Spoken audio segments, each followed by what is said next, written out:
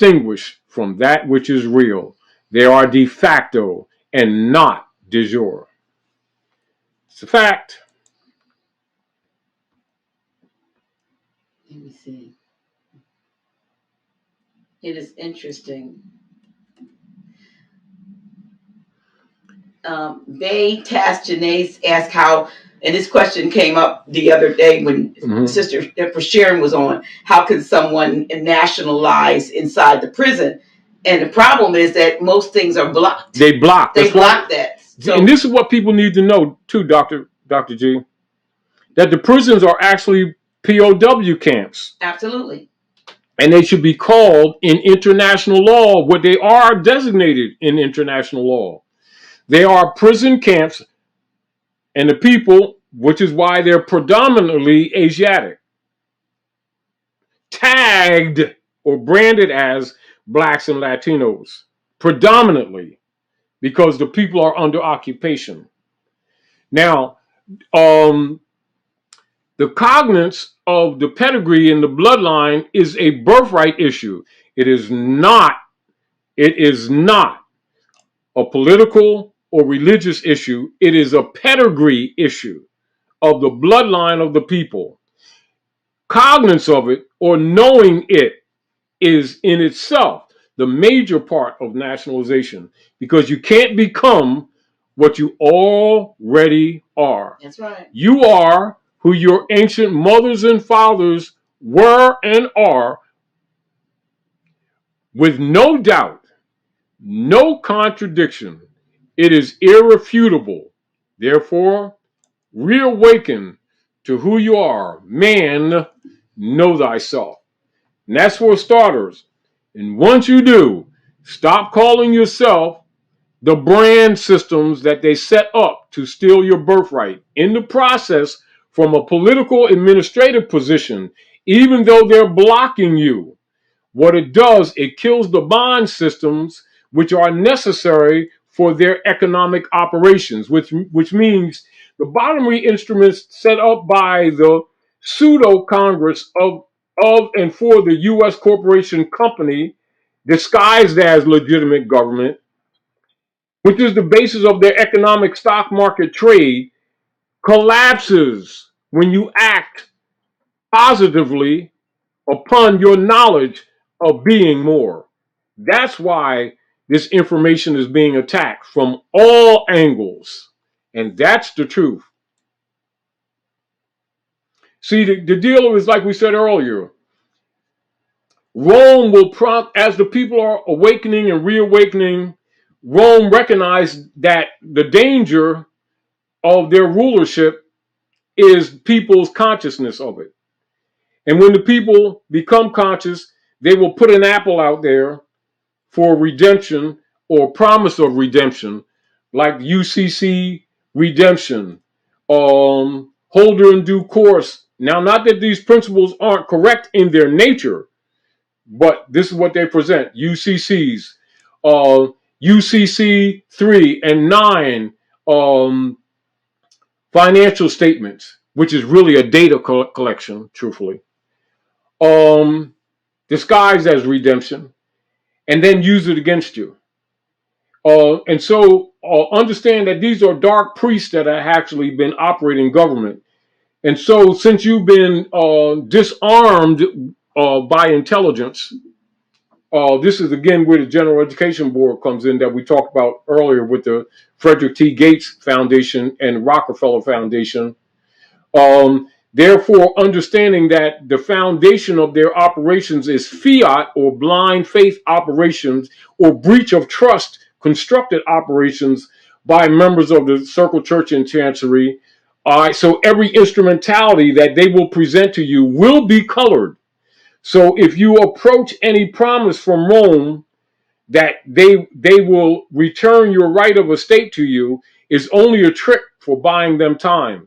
My position has always been is rebut and reject Rome, and the bond will fall, and therefore all instrumentality constructed to the straw man and issued on the stock market by its very nature of operation in the rule of heirship, when the heirship becomes cognate by law, that the estate must be restored to the heir from the hands of the FOFR or trustee. And they breach that principle constantly.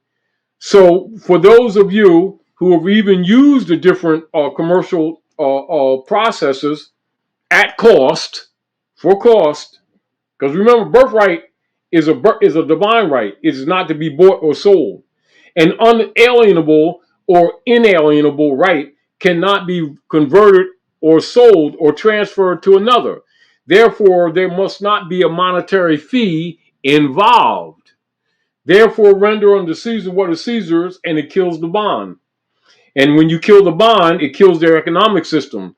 So if you shut off the blood supply, vampire, he's bad with his cape and all this stuff, but he can't play the super guy too long when he's lacking blood.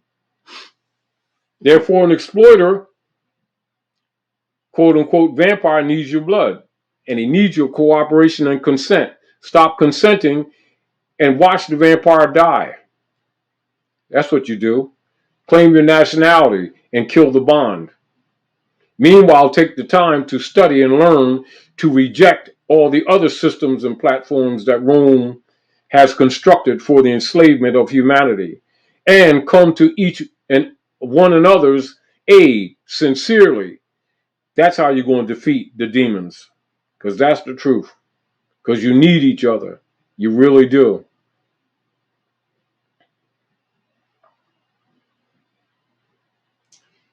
So there was a question I'm trying to find. There was a comment or something about, and I'm using codes because I don't want to. So I want. You have to, because the demons are on the platform. I'm gonna call it A and Chrome, and we know about that. They want to know, I guess, what you know about the A Chrome. But I can say, for one thing, it's very interesting. My mind went back to a particular so-called movie star that, over I think in the last year and a half or two, wife divorced him, and one of the things that was at issue was the amount of expensive wine he was buying. This expensive wine. This particular actor started the Roman ritual of the Roman Pirates of the Caribbean. Mm-hmm. You'll know who it is, and looking quite youthful. But the wife, one of the things the wife cited was paying like $1,000. No, it cost around $8,000 for bottles of wine. A pint. It was wine and you see the priesthood doing this ritual too. But it wasn't wine. Of course, it's not. And you see the ones that have been youthful. It deals with child sacrifice. Since Trump put started to an executive order against put the executive order. Do you see how many of them have aged or disappeared altogether? Mm-hmm. Because they haven't had their $8,000 wine. It's one of the reasons why I said, a year ago or more, about 2 years ago, when I started saying that I'm not defending, don't confuse me saying what I'm saying or what I've said with support of. Just look at this thing from a metaphysical point of view. When I said that Donald Trump is assigned, he is assigned. Pay attention. Yeah. And I said that years ago, and I'm saying it again. And I'm telling you why I said it. Mm-hmm. So there are, I highly recommend Noble Mormon, that Weird Scenes Inside the Canyon, Laurel Canyon, Covert Ops in the Dark Heart of the Hippie Dream. That is a very, very eye-opening book. Currently also I'm reading, Sister Cynthia turned me on, Martin L. to the Wilmington, the lie that happened in Wilmington, North Carolina. Oh, yes. And can you, I just got, because somebody called me about this, and I just got Peter Moon's Montauk Book of the Dead. Yeah. Because the person that told me about it was really, really just over the moon, no pun intended, about the fact that I guess Noble Drew Ali is mentioned in that. Yeah, I talked to Peter Moon a few years back. And the conspiratorial things that took place with other the betrayed organizations, yes. Yeah, so you got an Albion. Which is available in the congressional records, actually. Yeah. Also in the, for those of you who are researchers, give you some reference, the history of American religions, you'll find some of the documented facts that Peter Moon also mentioned in reference to Noble Drew Ali, and you'll recognize other so-called black organizations that claim Islam were breakoffs under COINTELPRO operations to actually divert people from the Moorish Divine and National Movement by design to create schism. And it's a known fact. And it's also one of the uncomfortable pieces of information that was exposed to Il Malik, known to most as Malcolm X, when he made the Hajj by a French Muslim, etc. When, of course, according to instructions, Malcolm went over there talking black and white, and he was corrected about the truth of the schisms that were operating at the Maghreb, which is actually here, Morocco, the most extreme west.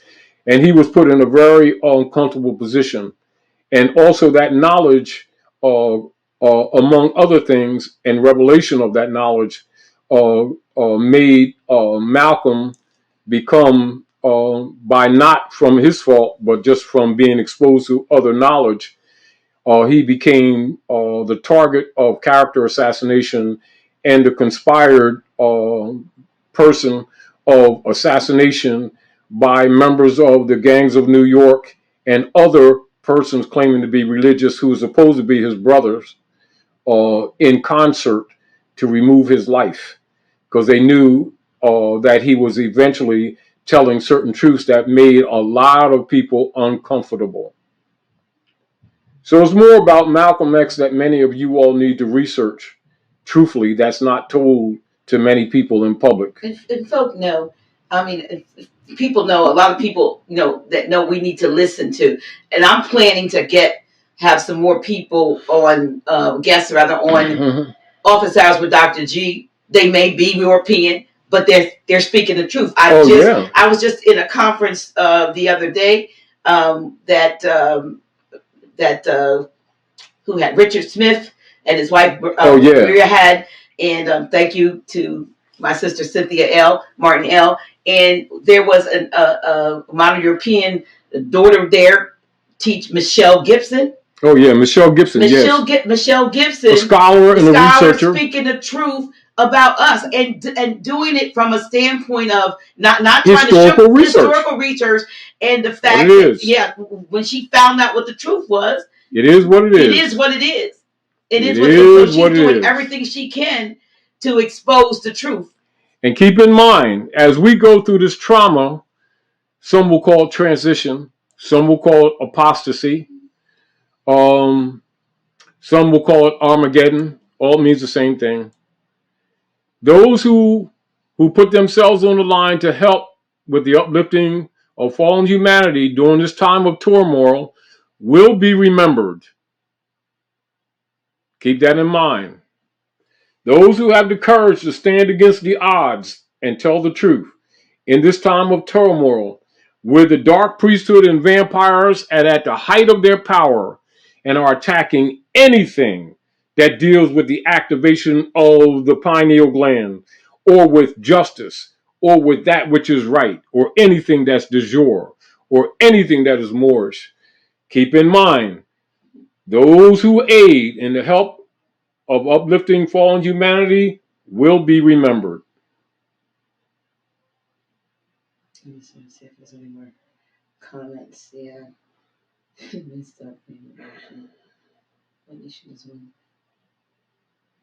What nation does one such as self-Caucasian claim ancestry is Ukraine, or is that a different situation? I've been watching your work for years. So full of knowledge you give. Thank you. This is from Ukraine. Now, still, if you look at Ukraine, you still look back to the daughters of Nefertiti. You're still looking at Saba. Once you really begin to look at the history and the walk of man, you'll find that we're one big family. that fell into schism by the hands of the dark priests of the world. Now, that's the truth. Another thing that you can look at, like for the brothers and sisters from Ukraine, look at your traditional dress, your traditional, what they'll call them now, rather than call them traditional garb, they'll call them traditional costumes all over the world. Look at the constructs of your traditional dress, your traditions, your customs, and then look at the etymology of your linguistic forms, and it'll trace you back again to the ancient Sufi, i.e., the men with the hair like lamb's wool, i.e., Saba, Sabi. That's the truth.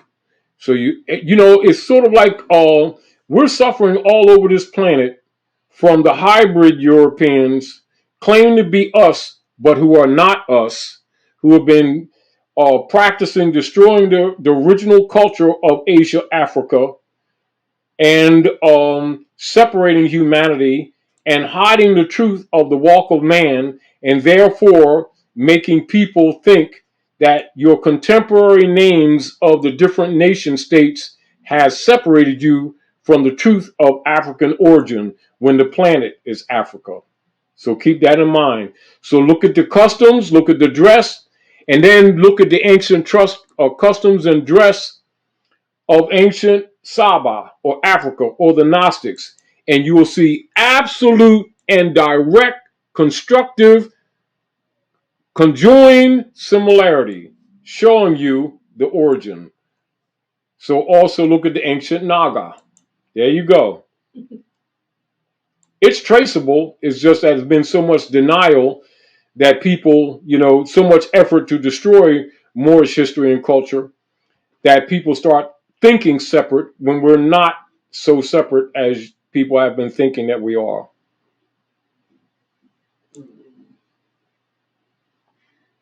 Let me see if there's any. I'm actually ignoring and blocking trolls, but I was gonna laugh. Somebody said that neither one of us are Moors. They are so funny. That's fine. I think I want to laugh.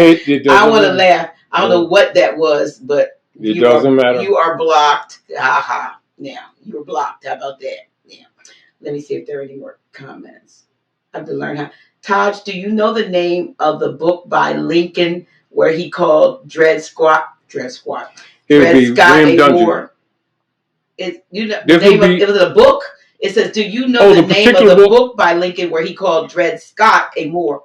Did he? No, I have a couple of books on Lincoln. Was it Dungy or was it Dred? No, that would be because when Lincoln was a lawyer, he was defending against the slander of William Dungy being called a Negro and a black. Because he's dealing with the pedigree from a law perspective, dealing with the slander laws of the United States, etc., which have always been in place. And that would be the William Dungy case not the of 1853, in 1852, 1853 era. That would be the William Dungy case when Abraham Lincoln was a lawyer. This was before he was president for the United States. Was it a book or was it just a legal? Do the research on legal documents registered in Cook County, Illinois, and you'll find some of the affidavits issued by Abraham Lincoln. And that would be more specifically the William Dungy case, although that was not the only case that was argued in a period of time. That was one of your primal cases. And the William Dungy case is a few years before the Dred Scott case. And keep in mind that the Dred Scott case is deemed as the most important slave case ever to be presented before the Supreme Court of the United States. And that was ruled in 1857. So the William Dungy case was before the Dred Scott case. And those are two important cases dealing with status and estate and those principles relative to citizenship, the capacities and the incapacities in relationship to citizenship. And for those of you, or for the average brother and sister out there, and people out there doing a little bit of research, Just go to any standard quality dictionary and look up more, look up black or more, the compound word, and just do a general history on all the persons or people who are dark complexion or Asiatic Africans. And that'll give you just basic knowledge that all scholars know and any researcher knows. This is just basic stuff. Then if you're doing any research into Asiatic African history, philosophy, culture, seven liberal arts, the fundamental rules of erudition and education that have been a standard across the world, including the oldest universities in the world, go look up Moorish history to study African history, and it takes you in and back to your ancient Canaanite, Moabite history and culture of Hikupta, Egypt, etc., universally for all African Asiatic people. And that's a fact. Don't take my word for it. Do your own research. And so when you have trolls or people who are trying to divert you, keep in mind these are people who have been benefiting from the civil liter mortuus operations that have been particularly executed at North America, Northwestern Mexico, and exported around the world, etc., to keep this knowledge in the dark. And generally, it is referred to, quote unquote, in secret society as the Great Seal, quote unquote, as Muhammad's Mountain, quote unquote, or the Great Masonic Secret. All of those are phrases that actually hide the true history, much of the true history and the disciplines of the walk of man. And it is not limited to what people refer to as some religious perspective. It is actually the science and the disciplines of humanity at Midgard in general. Let's see. Foster Cameron Hunter said, what does Alkebulan mean? The same as Asia?